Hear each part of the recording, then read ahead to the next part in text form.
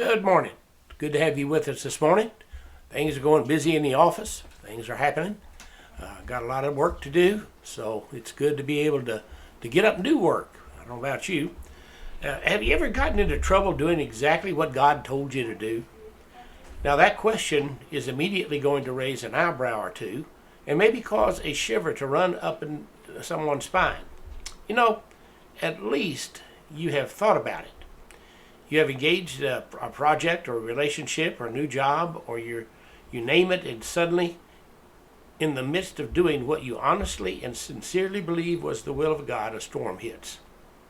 Well, in Life is Not a Snapshot, R.E. Clark has something to say about that.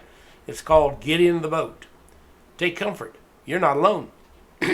We have the account of just such an occasion recorded to us in the Gospels. The multitude had pressed upon Jesus and the disciples to the point that they had reached the shore of the Sea of Galilee. Jesus told the disciples to get in a boat and journey to the other side while he dismissed the crowd. He went up to the mountain to pray. We pick up the story at this time. The disciples are exactly where Jesus told them to be, and bam, the storm hits. In Mark 6, the 48 through 51 verse, we read this. Then he saw them straining at rowing, for the wind was against them. Now about the fourth watch of the night he came to them, walking on the sea, and would have passed them by. And when they saw him walking on the sea, they suddenly supposed it was a ghost, and cried out. For they saw him, and were troubled. But immediately he talked with them, and said to them, Be of good cheer, it is I, don't be afraid. Then he went up into the boat to them, and the wind ceased, and they were greatly amazed in themselves beyond measure, and marveled. You know,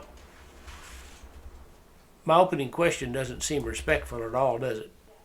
You need to understand that being in God's will and doing God's will does not always mean smooth sailing.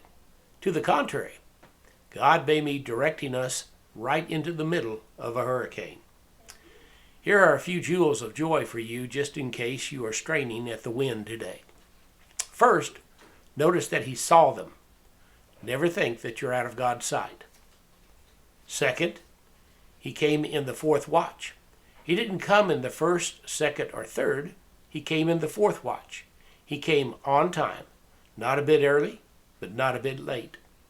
Finally, he got into the boat with them. He did not wait for the sea to calm itself. He climbed right in the middle of the storm and calmed the sea. Remember this. Sometime God calms the storm. Sometime God calms the servant in the midst of the storm. Get in the boat. That's where salvation is. That's where the calming is. That's where Jesus wants us. He wants us with him. So regardless of what you got to face today, remember, Jesus can calm the seas. He can calm the troubles around us and keep us safe during the storm. God bless you. Have a great day. See you tomorrow.